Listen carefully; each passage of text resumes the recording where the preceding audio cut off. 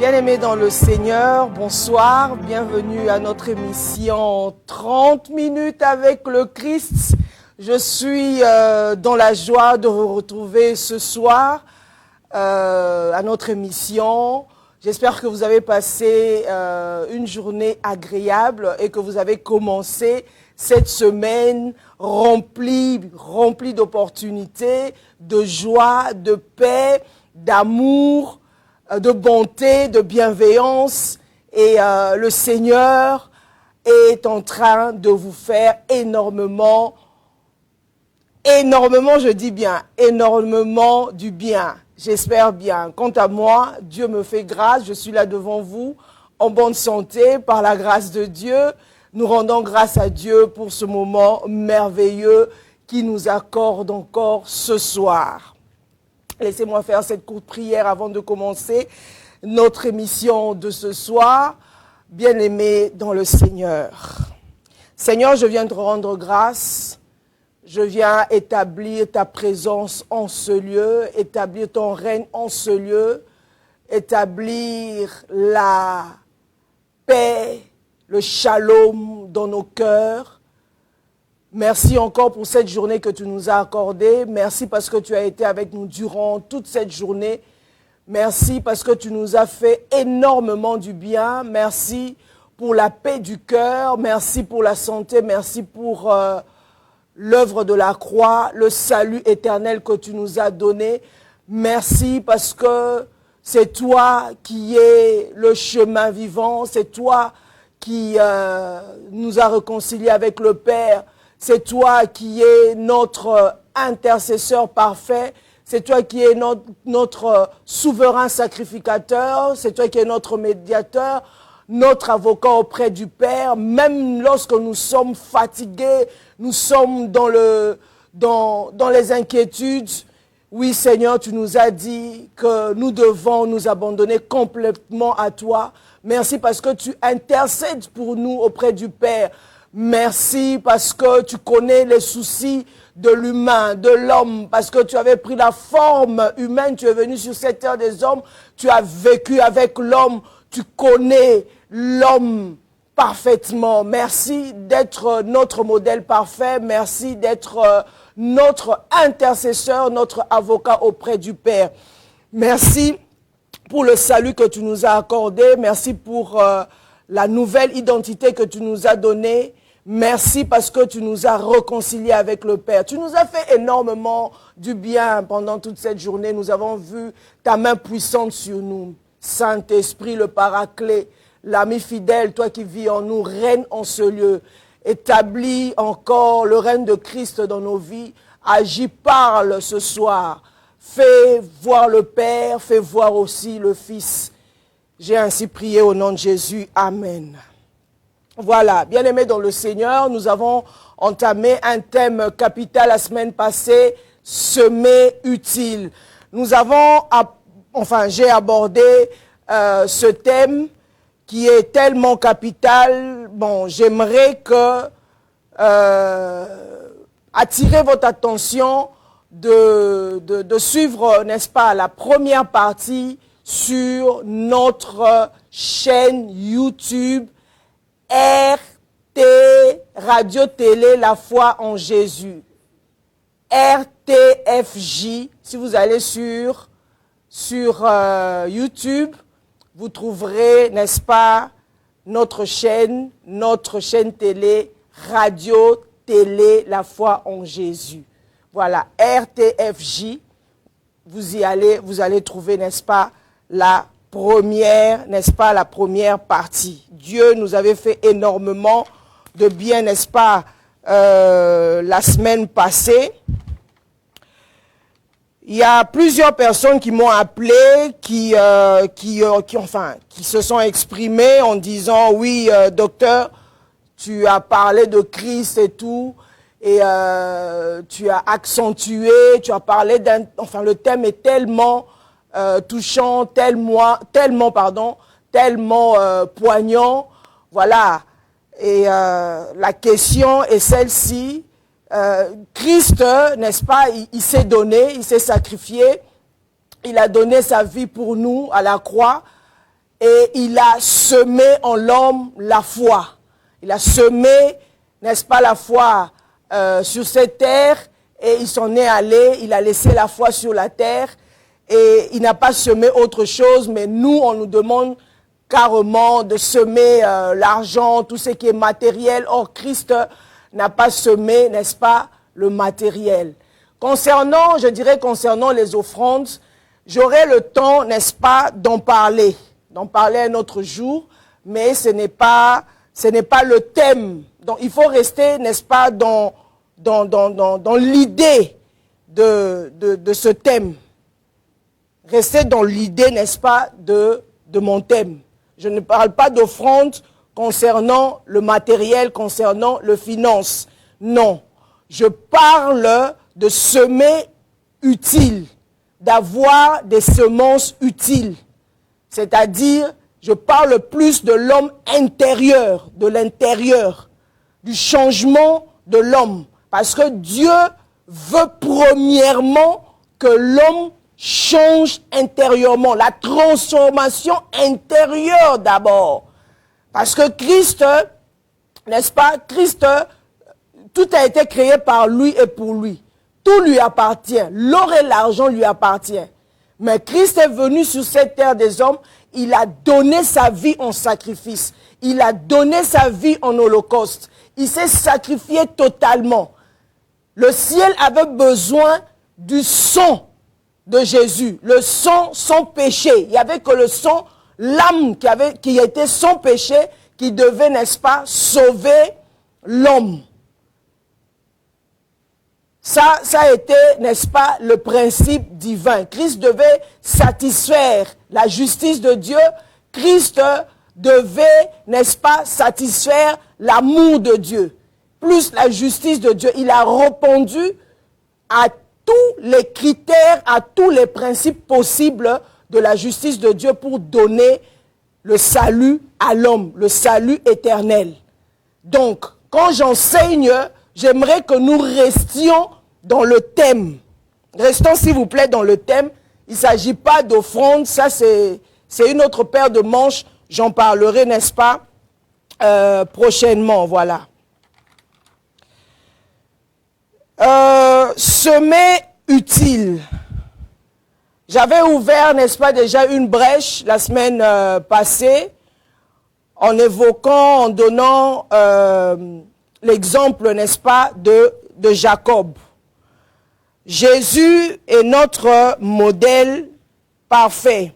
Jésus, n'est-ce pas, a donné sa vie pour nous et il a ouvert le chemin.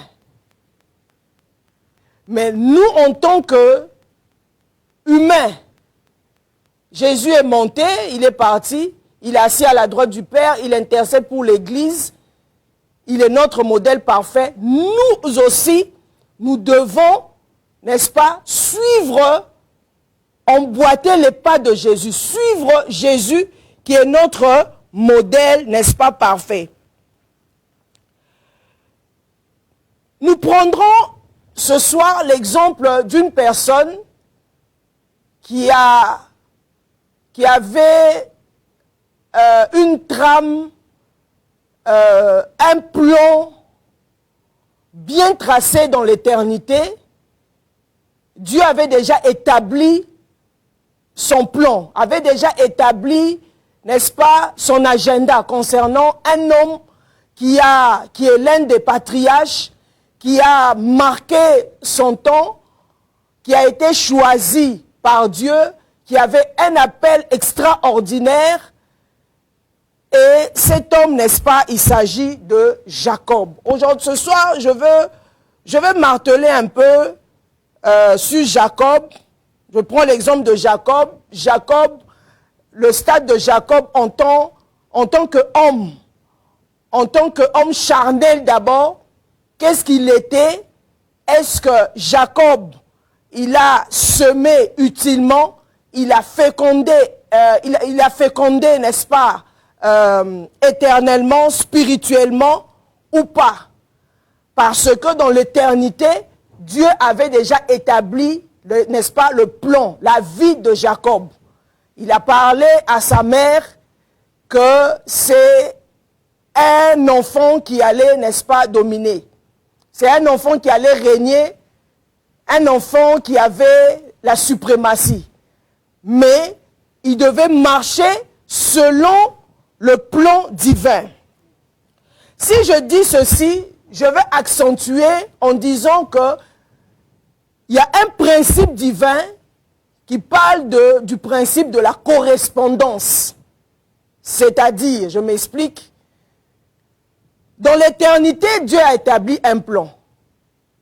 Sur la terre, l'homme vient, Dieu relâche l'homme sur la terre, Dieu envoie l'homme sur la terre, mais en l'homme, il y a le libre arbitre. L'homme fait ses choix. Je le dis toujours que Dieu n'est pas un dictateur, Dieu ne s'impose pas. Sinon, il n'y aurait pas eu de justice. Sinon, à la fin, il n'y aurait pas eu de jugement. Donc, en l'homme, il y a le libre arbitre. Dieu n'a pas créé l'homme comme étant un robot. L'homme doit faire ses choix. En l'homme aussi, il y a la conscience. L'homme doit faire le choix entre le bien et le mal. Alors, selon le plan divin, Dieu établit le plan de Jacob, le canevas de Jacob, et il envoie un esprit sur la terre en passant par, n'est-ce pas, en passant par ses parents. Sa mère, Dieu passe par sa mère, lui donne un songe qu'elle tombera enceinte et tout. Et il y a deux peuples dans son ventre, Ésaü et Jacob. Et c'est le plus jeune, n'est-ce pas, qui régnera, qui dominera. Et sa mère fait des manigances, tout ça là et tout, pour que Jacob puisse, n'est-ce pas, régner. Alors, selon la loi de la correspondance, ce que Dieu attend, ça veut dire, c'est établir son plan sur cette terre des hommes. Ce qui se passe c'est-à-dire dans l'éternité, selon le plan divin, doit se manifester, doit se matérialiser sur la terre. L'homme est appelé à être en communion, est appelé à être en contact avec Dieu, avec son Créateur, parce que l'homme a une mission sur cette terre des hommes. Jacob avait une mission sur cette terre des hommes. Alors, quand Jacob arrive sur cette terre des hommes, Jacob, la Bible nous dit dans Genèse 47, verset 28, la Bible dit ceci, Genèse 47, verset 28, Genèse 47, verset 28. Genèse 47, verset 28. 47, verset 28. La Bible dit ceci, nous allons lire. Jacob vécut sans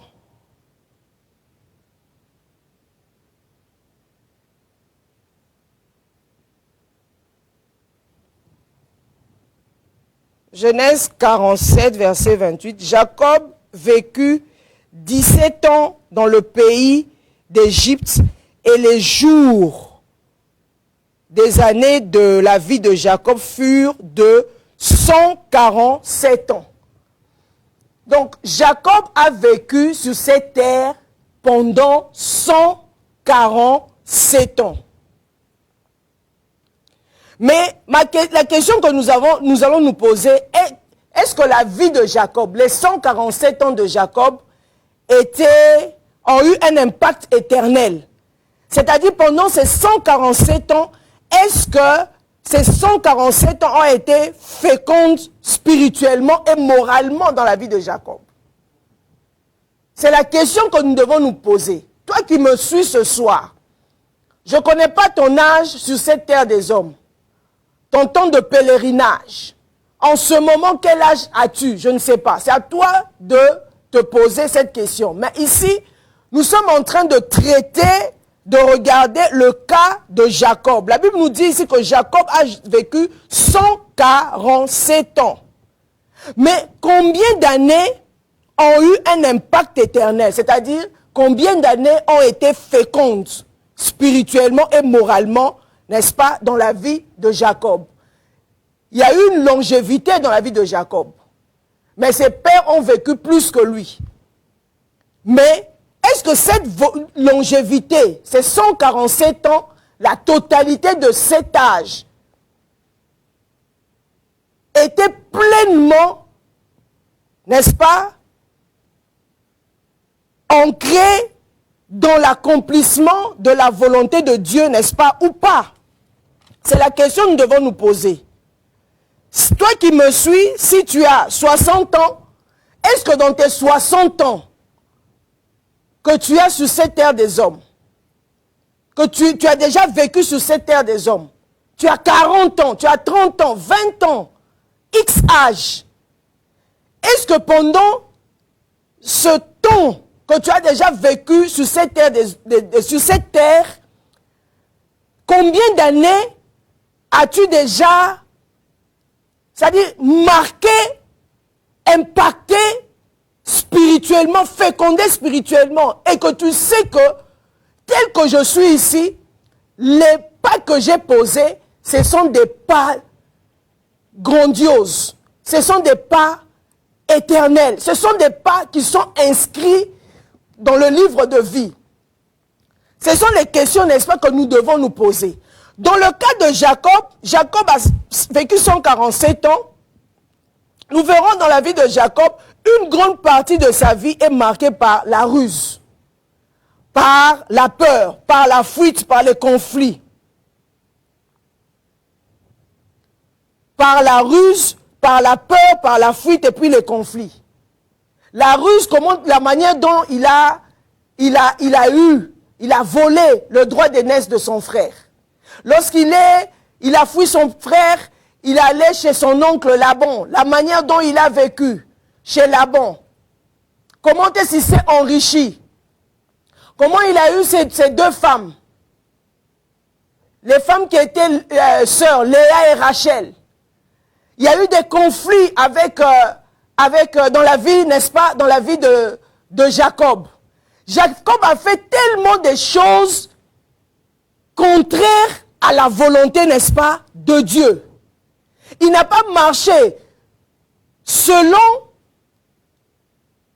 le plan ou carrément selon le plan de Dieu.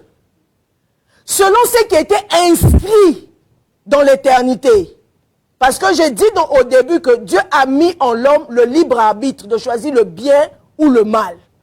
Donc Jacob marchait usurpateur, marchait selon sa propre volonté pendant une grande partie de sa vie.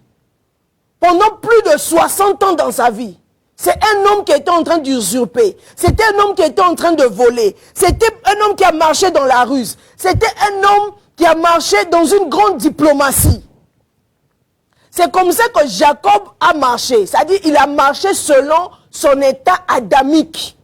Il a marché selon la chair. Il a marché selon ses propres plans. Pour aboutir à ses fins, pour aboutir à son agenda, c'est de cette manière que Jacob était en train de vivre. Mais à un moment donné, bien aimé dans le Seigneur, parce qu'il a vécu comme ça pendant plus de 60 ans.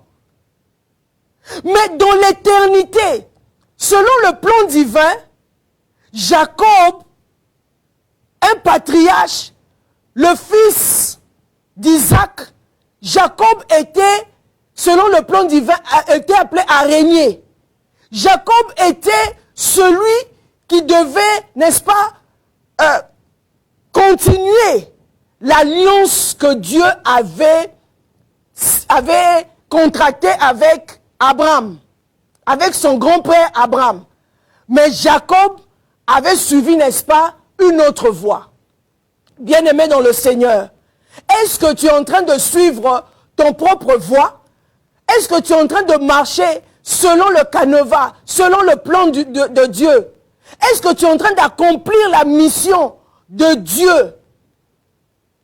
ce que Dieu a déposé en toi sur cette terre des hommes, ou tu es en train de faire autre chose? Jacob était en train de faire autre chose, bien-aimé dans le Seigneur. Plusieurs personnes, bien-aimées dans le Seigneur, qui se sont lancées, par exemple, en faisant des faux chèques. Mais au fin fond de la personne, quand vous côtoyez des personnes qui ont fait, par exemple, le faux, qui s'étaient livrés, par exemple, dans le vol, vous verrez qu'au fin fond de ces personnes, ce sont des personnes qui sont appelées à faire des affaires. Ce sont des personnes qui ne sont pas appelées à être dirigées. Ce sont des personnes qui ont un certain charisme, un certain leadership. Mais au lieu d'extérioriser, de manifester ce que Dieu avait déposé en Jacob, Jacob était en train de faire autre chose. Donc il y avait déphasage. Il y avait la lumière et les ténèbres. Or, les ténèbres et la lumière ne peuvent pas habiter, cohabiter, être ensemble. Jacob faisait autre chose. Donc, il n'y avait pas une certaine synchronisation. Donc, la loi de la correspondance n'était pas respectée dans la vie de Jacob pendant un temps. C'est-à-dire, Jacob devait amener le plan de Dieu sur la terre. Continuer le plan que Dieu avait déjà établi. L'alliance que Dieu avait déjà contractée avec Abraham, son grand-père. Jacob était en train de faire autre chose, bien-aimé dans le Seigneur. Mais il est arrivé à un moment donné, Jacob a pris conscience de sa vie. Il s'est dit que assez, c'est assez. Je dois maintenant me lever. Là, j'ai en train d'avancer. Je sens en moi qu'il y a une semence. Je sens en moi que ce n'est pas la vie que je suis en train de mener. Ce n'est pas ce que je dois vivre, bien-aimé dans le Seigneur.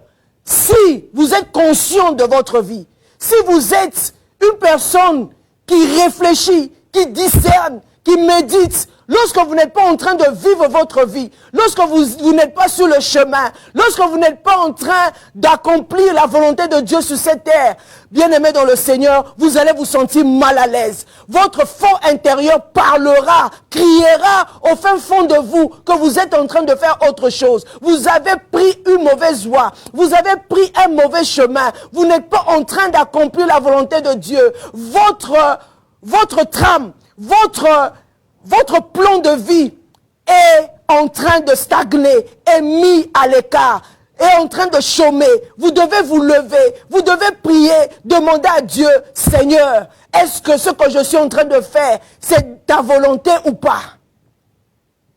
Jacob faisait autre chose.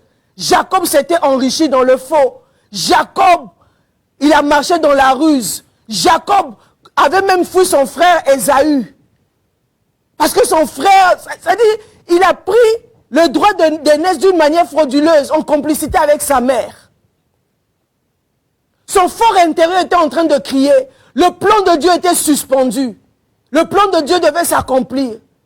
Mais Jacob était en train de faire autre chose. Bien-aimé dans le Seigneur, tel que vous me suivez en ce moment, au moment où vous êtes en train de me suivre actuellement, bien-aimé dans le Seigneur, il y a plusieurs personnes qui ont des grandes destinées. Votre destinée est liée à d'autres destinées. Vous êtes leader. Vous êtes appelé à emmener la délivrance dans des endroits bien spécifiques. Emmener la délivrance dans votre famille. À aider les gens qui sont tout autour de vous. Mais vous êtes en train de faire autre chose.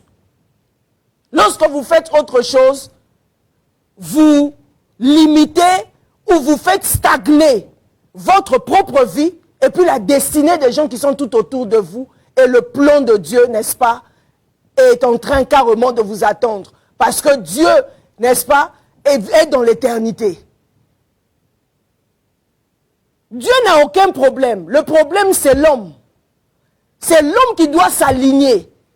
C'est l'homme qui doit faire la volonté de Dieu. C'est l'homme qui doit marcher dans la volonté de Dieu, dans l'obéissance, dans la soumission. Mais sinon, le plan de Dieu est là. Le plan de Dieu a déjà été établi avant la fondation du monde. Jacob faisait autre chose.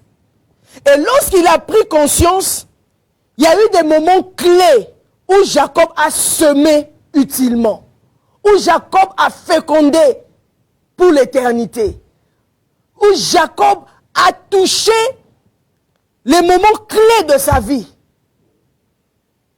Jacob prend conscience de sa vie, dit non, assez c'est assez. J'ai marché dans la ruse, j'ai fait les enfants. Je laisse un peu ces enfants à l'écart. Ils n'ont qu'à m'attendre. J'ai fait ces enfants avec 2 femmes, 2 sœurs, de même père, de même mère. Je dois un peu laisser ces femmes à l'écart. Maintenant, je dois me concentrer. Je dois réfléchir sur ma vie. Mes pères ont signé des grands contrats. Mon père Isaac, mon grand-père Abraham, le patriarche, a une forte alliance avec le Seigneur. J'ai vécu. Mon père m'a donné une bonne éducation dans le Seigneur. Il y a le plan de Dieu qui est en train de crier en moi. Je laisse un peu ces femmes à l'écart. Je laisse les enfants à l'écart. Je laisse toutes les richesses à l'écart que j'ai pu contracter, que j'ai pu avoir dans le faux, que j'ai pu avoir dans la ruse. J'ai fui mon frère Ésaü, mais mon fort intérieur est en train de crier, je dois maintenant chercher Dieu. Je dois maintenant aller à Bethel. Je dois maintenant trouver Dieu. Où est le Créateur? Où est le Dieu qui a eu l'alliance avec mon grand-père Abraham, avec mon père? Père, parle-moi, Créateur de toutes choses. C'est toi qui as fait alliance avec mes pères. Qu'est-ce que tu dis? Le premier moment où Jacob prend conscience de sa vie, c'est au moment où, ça dit à Bethel, vous l'avez le trouver dans Genèse 28, où, n'est-ce pas, Jacob, il met sa tête sur la pierre et Jacob, il cherche Dieu, il voit l'échelle. Il voit, n'est-ce pas, l'échelle. Jacob se dit que ma vie, assez c'est assez. Je dois lutter avec Dieu. Je dois chercher Dieu. Je dois voir Dieu. Je dois faire en sorte que ma vie change. À Bethel, Jacob pose sa pierre sur une pierre. Or, la pierre, bien aimée dans le Seigneur, c'est le Christ. En Christ, la pierre devient Christ. Ça dit, la Bible dit, la pierre qu'ont rejeté les bâtisseurs est devenue la pierre principale. C'est le Christ. Jacob met sa tête maintenant sur le Christ. Ça dit, il met sa tête sur le Christ. Il réfléchit sur le Christ. La tête qui était en train de réfléchir comment voler. La tête qui était le cerveau qui était là en train de réfléchir comment monter des faux coups. Comment voler le droit d'aînesse. Il dit, cette tête a trop réfléchi. Cette tête a trop fait le faux. J'ai marché selon la chair. Cette tête maintenant se repose sur le Christ. Cette tête maintenant se repose. Ce cerveau se repose sur le Christ. Le Christ qui m'a créé. Tout a été créé par lui et pour lui. Je pose sur cette tête. Je suis fatigué de faire le faux. Je suis fatigué de voler. Je suis fatigué des luttes. Je suis fatigué de fuir. Je suis fatigué des conflits. Oui, Christ, change maintenant ma vie. Agis dans ma vie. À Bethel, c'est la maison de Dieu. Bethel, c'est la maison de Dieu. C'est là que Jacob va maintenant rencontrer son Créateur. Bethel, n'est-ce pas, en Christ, c'est rencontrer Dieu en Christ. C'est là qu'a commencé le fondement de la foi, le fondement de la connaissance de Jacob. C'est là que ça a commencé, de Dieu véritable. C'est-à-dire sa relation personnelle. Ça a commencé, n'est-ce pas, à Bethel. Il a connu le Dieu de son père, c'est une bonne chose, mais lui maintenant, il doit rencontrer Dieu. À Bethel, il rencontre Dieu. Bethel, n'est-ce pas, qui est la maison de Dieu. Bien-aimé dans le Seigneur, Jacob a commencé par semer utilement là. A commencé d'abord à placer le fondement de sa vie. D'abord, c'est la foi. Je dois tout abandonner dans la maison de Dieu. Je dois déposer ma tête, cette tête qui réfléchit autrement, qui réfléchit en dehors de la manière dont mon père Isaac m'a enseigné. Je me mets cette tête sur la pierre. Je mets cette tête sur le Christ. Que le Christ puisse changer ma manière de voir les choses. Puisse changer ma manière de faire les choses. Puisse changer ma manière de voir les choses. Et la Bible nous dit dans 1 Corinthiens 3,16, vous êtes la maison de Dieu. Jacob était dans la maison de Dieu. Spirituellement, il était dans la maison de Dieu. Lorsqu'il a posé sa tête sur la pierre, il voyait l'échelle. Bien-aimé dans le Seigneur, Jacob met fin, n'est-ce pas, à son ancienne vie. Et pour Jacob, c'était la naissance de la foi, la conversion totale, n'est-ce pas, de la vie, n'est-ce pas, de Jacob. Il a semé utilement. Il a déposé tous ses fardeaux. Il a déposé son vol. Il a déposé sa manière de réfléchir. Il a déposé sa fuite. Il fouillait son frère Ésaü. Il a tout déposé. La peur, la ruse. Il dit cette tête qui réfléchit autrement. Cet état adamique doit être reposé, doit être relâché, déposé sur cette pierre qui est, n'est-ce pas, le Christ. Et Jacob, n'est-ce pas, voit une échelle entre le ciel et la terre. L'échelle de Jacob. Il voit, n'est-ce pas? Il voit les anges monter et descendre. Jésus dit, dans Jean 1, verset 51, vous verrez le ciel ouvert et les anges de Dieu monter et descendre sur le Fils de l'homme. Vous verrez le ciel ouvert. C'est en ce moment-là que Jacob était en train de voir. C'est en ce moment-là que le ciel de Jacob était ouvert. Les anges montaient et descendaient. Le ciel de Jacob était ouvert. Le ciel de Jacob qui était fermé, puisqu'il raisonnait autrement. Il faisait les choses à sa manière. C'était la chair qui faisait les choses à sa manière. Ce n'était pas l'esprit. Donc, le plan de Jacob, le plan de sa vie était fermé. Mais lorsqu'il pose sa tête sur la pierre, bien aimé dans le Seigneur, Jacob voit une échelle entre le ciel et la terre. C'est-à-dire que c'est là, c'est en ce moment-là que le fondement de la foi de Jacob, le point de départ de la vie de Jacob a été, n'est-ce pas, déclenché. Il était spirituellement dans la maison de Dieu. Il était dans la présence de Dieu. Et Jacob, c'est là, il sème tout, il sème utile. Il sème pour voir l'ouverture de son ciel, pour voir que son ciel est ouvert. Son ciel était ouvert. Bien-aimé dans le Seigneur, toi qui me suis ce soir, laisse-moi faire une prière ce soir. Père, au nom de Jésus, déclare avec moi ce soir. Je suis fatigué de ma situation. Je suis fatigué de vivre selon la chair. Je suis fatigué de vivre dans le vol. Je suis fatigué de vivre dans la peur. Je suis fatigué de vivre dans la ruse. Je suis fatigué de vivre dans la fuite. Je suis fatigué de vivre dans le conflit. Je suis fatigué de vivre selon la culture de mes aïeux, selon la culture de mes parents. Je suis fatigué des dettes, fatigué des problèmes. Oh Père, au nom de Jésus, je viens en ce moment reposer, mettre ma tête sur la pierre qui est le Christ. Le Christ qui est celui qui est mort pour moi à la croix. C'est Christ qui a donné sa vie pour moi à la croix. Je ne veux plus raisonner de moi-même. Je ne veux plus penser de moi-même. Je ne veux plus réfléchir de moi-même. Je ne veux plus réfléchir pour faire sortir les projets selon l'effort humain. Mais je veux marcher selon ta volonté. Marcher selon ta volonté, papa. Jacob, son ciel était ouvert, était fermé auparavant. Mais lorsqu'il a mis sa tête sur la pierre, oh Père, au nom de Jésus, le ciel de Jacob a été ouvert. Jacob voyait les choses autrement. Jacob a commencé à voir une échelle entre le ciel et la terre. Le ciel était ouvert. Il y a eu la réconciliation avec Dieu. Il voyait les choses, c'était le départ, le renouvellement de Jacob. C'était le fondement, le nouveau départ dans la vie de Jacob.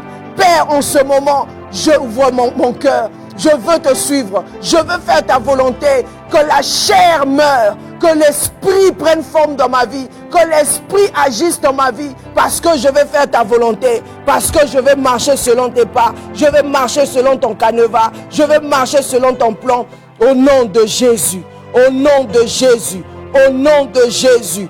Au nom de Jésus. Au nom de Jésus. Je vais marcher dans l'obéissance. Je vais marcher selon tes pas. Je vais marcher dans ta volonté. Je suis fatigué de voler. Je suis fatigué de faire le mal. Je suis fatigué de faire l'adultère, de faire l'impudicité, de voler, de faire les choses selon ma propre volonté, de prendre des décisions par moi-même. Au nom puissant de Jésus. Que mon ciel s'ouvre ce soir au nom de Jésus.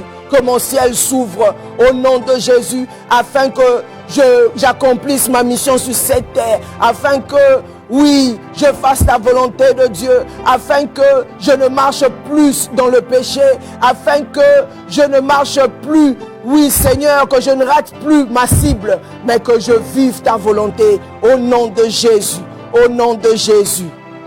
Bien-aimé dans le Seigneur, là, Jacob naît de nouveau. Il y a eu la naissance, n'est-ce pas, de la foi dans la vie de Jacob. On dira que Jacob, en ce moment-là à Bethel, il y a eu, n'est-ce pas, la conversion de Jacob.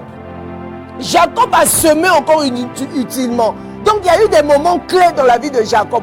Fatigué du péché, fatigué du mensonge, fatigué de tout ce que, de la manière dont il avait vécu, n'est-ce pas, il quitte Bethel, il ne s'arrête pas là. Le fondement de la foi établi dans la vie de Jacob. Jacob ne s'arrête pas là. Jacob continue. Il dit non. Cette fois-ci maintenant, je dois voir Dieu face à face. Jacob évolue avec le Seigneur. Maintenant, il faut qu'il y ait une transformation intérieure dans la vie de Jacob. Son être intérieur doit être transformé afin que le plan de Dieu se matérialise dans la vie de Jacob. Afin que ce que Dieu a prévu pour Jacob dans l'éternité puisse se réaliser, puisse prendre forme dans la vie de Jacob, afin que l'alliance que Dieu avait établie avec Abraham puisse, n'est-ce pas, évoluer dans la vie de Jacob. Jacob continue, on verra dans Genèse 32, à Péniel, où Jacob rencontre, n'est-ce pas, Dieu face à face. Il lutte avec toute la nuit avec Dieu, il a lutté avec Dieu, et là, à Péniel, Dieu change le nom de Jacob en Israël. Jacob est devenu une nouvelle créature, n'est-ce pas? Les choses anciennes sont passées, voici toutes choses sont devenues, n'est-ce pas, nouvelles. En Christ, nous sommes devenus nouvelles créatures. Les choses anciennes sont passées, voici, n'est-ce pas, toutes choses sont devenues nouvelles. Il s'aime encore utilement. Il sème sa vie, il sème son être intérieur, il sème son cœur. Dieu n'a pas besoin, premièrement, a priori, du matériel d'un homme, non, parce que tout lui appartient. Je ne dis pas qu'il ne peut pas faire des offrandes. On fait les offrandes, je dis que j'en parlerai un autre jour, mais de prime abord, c'est d'abord le cœur de l'homme. Là où est ton cœur, là où est ton trésor. C'est-à-dire ton cœur d'abord. Dieu veut ton cœur, ta transformation intérieure. Tu peux donner des offrandes, tu peux donner des milliards, tu peux donner des maisons. Mais lorsque ton cœur n'appartient pas à Dieu, bien-aimé dans le Seigneur, ça ne sert à rien. Ça ne sert à rien. Dieu veut notre transformation. Nous devons être transformés, n'est-ce pas, intérieurement. Jacob lutte toute la nuit. C'est-à-dire, il lutte avec Dieu. En Christ, c'est la mort et la résurrection de Christ. Jacob a eu un nouveau nom. Il est devenu Israël. Il a lutté avec Dieu. Pendant toute la nuit dans la prière, bien-aimé dans le Seigneur. Tu dois lutter avec Dieu. Lutter avec Dieu, ici, nous avons reçu le Christ dans notre vie comme Seigneur et Sauveur. C'est le premier pas. Mais lutter avec Dieu comme Jacob, c'est-à-dire abandonner carrément. Que notre être intérieur change. Notre ego doit mourir. Notre moi doit mourir. Le côté adamique doit mourir. La chair doit mourir. Ce qui est en toi doit mourir. Le vol doit mourir. C'est la guerre intérieure. C'est le combat intérieur. Ce que tu aimes, ce qui est en toi, ce qui est tellement cher en toi, bien-aimé dans le Seigneur, doit mourir. La Bible dit, dans Galates 2, 20, la Bible, j'ai été crucifié avec Christ. La crucifixion avec Christ, nous disons que nous sommes crucifiés avec le Seigneur par la foi. Mais ça doit être vécu. Ça doit être notre quotidien. Quotidien de tous les jours. Tous les jours, nous devons nous regarder. Qu'est-ce que j'ai semé utilement en ce jour? Est-ce que j'ai fait le bien? Si tu étais un homme ou une femme qui méprisait les autres, un homme ou une femme déloyale, tu dois te dire que non, je dois devenir une femme loyale. Je dois être reconnaissant à l'égard des personnes qui m'ont fait du bien. Plusieurs personnes sont devenues déloyales. Quelqu'un t'a fait du bien, tu as progressé à un certain niveau et tu ne reconnais même plus cette personne. Tu ignores la personne, bien-aimée dans le Seigneur. C'est la déloyauté. C'est la déloyauté. C'est une personne qui t'a ouvert la porte, par exemple. T'a aidé à trouver du travail. Une personne qui t'a aidé à venir ici en Europe, à faire des démarches. Tu ne savais même pas comment on fait les démarches pour venir ici. Mais la personne t'a aidé. Bien-aimé dans le Seigneur, il faut être reconnaissant. Il faut être loyal. Il faut savoir, n'est-ce pas, vivre dans la loyauté. Quel que soit le problème, quelle que soit l'erreur que la personne peut avoir fait. La personne peut avoir fait une erreur, une erreur. Mais quand tu es loyal, tu ne regarderas pas à ses erreurs, mais tu regarderas au bien que, n'est-ce pas, la personne t'a fait. Si Jésus qui est mort pour nous à la croix, bien-aimé dans le Seigneur, regardait que nos défauts, Jésus n'allait pas venir ici, mourir à la croix pour nous. Et jusqu'aujourd'hui, il peut y arriver que nous trébuchons. Mais Jésus assis à la droite du Père, il est notre avocat par excellence. Il intercède pour nous, il intercède pour l'Église. Le sang de Jésus, le sang de l'agneau crie plus que le sang d'Abel. Le sang de Christ nous purifie. À chaque instant, ce sang nous purifie. Nous sommes dans les creux de ses mains. Il nous garde, il nous protège, il nous pardonne. Bien-aimés dans le Seigneur. Et qui sommes-nous pour ne pas pardonner? Qui sommes-nous pour ne pas oublier? Qui sommes-nous pour ne pas être loyal? Nous devons être, n'est-ce pas, loyaux à l'égard de toutes les personnes, n'est-ce pas, qui nous ont, n'est-ce pas, fait du bien. Jacob se lève, il se dit non, assez c'est assez, je dois crucifier mon moi, je dois crucifier mon ego afin que je puisse, n'est-ce pas, avancer. Péniel, c'est le lieu où, n'est-ce pas, il y a le brisement de l'ego. C'est la fin de l'homme ancien, c'est à Péniel. La fin de l'homme ancien, la fin de ton ego, de ton toi. Mon moi. En tout cas, c'est moi qui dois faire ça. C'est moi qui dois diriger les gens. C'est moi. Tout le temps, c'est moi. Il faudrait que ce moi-là, ton ego, notre ego, n'est-ce pas? Que notre ego soit sacrifié. Que nous arrivions à semer notre ego utilement. Sème ton ego. C'est ce que Dieu attend d'abord de toi. C'est ça le fondement de la vie chrétienne. Ton ego doit mourir. Tu penses qu'à toi seul. Il y a les orphelins, il y a des veuves, il y a des gens qui souffrent. Combien de gens as-tu déjà visité? Es-tu déjà allé une fois même en prison? Aller même dans les hôpitaux, par exemple, même ici, en Europe, allez voir les gens qui sont malades. Allez voir un frère qui est malade, une soeur qui est malade. Bien-aimé dans le Seigneur, il faut savoir crucifier, n'est-ce pas? Crucifier notre ego. La Bible dit tout est permis, mais tout n'est pas utile. C'est dans la méditation. Assieds-toi, je le dis toujours, assieds-toi, médite. S'il faut même prendre un cahier écrit, c'est qui ne marche pas dans ta vie.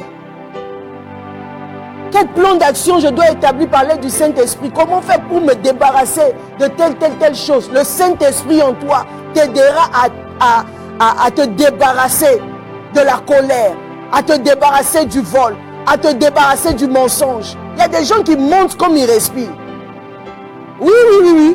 Il y a des gens qui mentent comme ils respirent. Le mensonge à un niveau pas possible. Ils mentent comme ils respirent. Ça dit quand ils ouvrent leur bouche, ils réfléchissent même pas. Qu'est-ce que je dois dire et tout? Ça coule quoi. Ça dit le mensonge même est établi. Le mensonge a pris racine dans leur vie. Ils mentent comme ils respirent. Jacob a pris la décision, n'est-ce pas, de rester à Péniel, le lieu où, n'est-ce pas, il devait, n'est-ce pas, être brisé. Bien-aimé dans le Seigneur, il est temps que nous changions. Il est temps que nous s'aimons utilement. Jusqu'à ce que Jacob, lorsqu'il sort de Péniel, sa hanche a été touchée. Jacob est devenu, n'est-ce pas, boiteux. Il y a eu une marque dans la vie, n'est-ce pas, de Jacob. Jacob, sa vie, son nom a changé.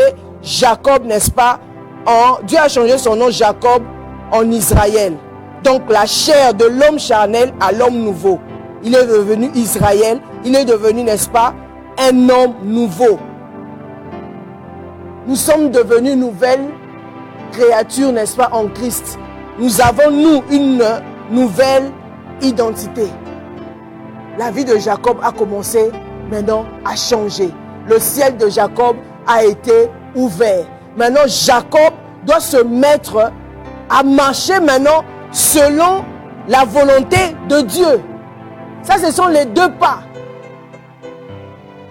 C'est-à-dire les deux pas, l'équilibre. Bethel et Péniel. La maison de Dieu, il rencontre Dieu.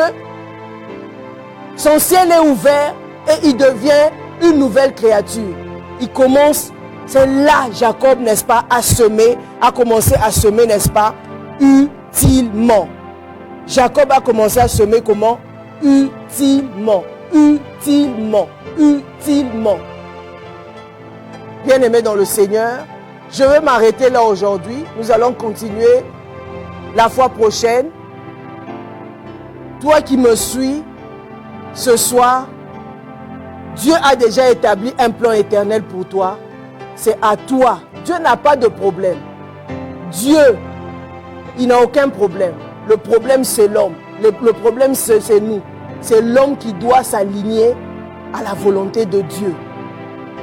Alors, il faut avoir la position de l'équilibre pour que le principe de la correspondance s'établisse dans ta vie. Il faut l'équilibre. Il faut d'abord, Bethel, semer utilement pour que le ciel s'ouvre, pour que le plan de Dieu s'ouvre, pour que ta vie s'établisse. Et deuxièmement, il faut la transformation intérieure. Il faut changer totalement, laisser le Christ, le Saint-Esprit nous conduire jusqu'à bon port.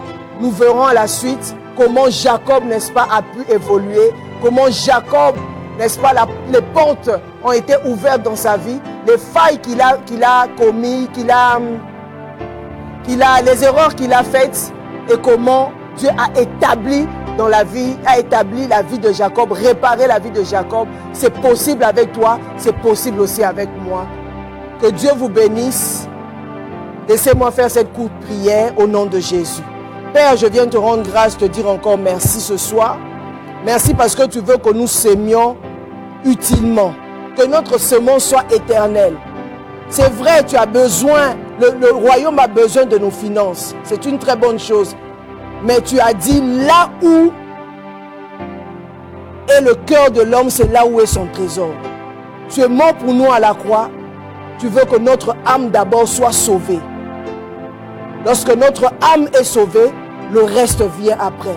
Le problème avec l'homme, c'est d'abord son cœur. L'homme veut marcher selon ses propres voies, selon sa propre volonté, selon son ego. Mais ce soir, nous nous recommandons à toi seul.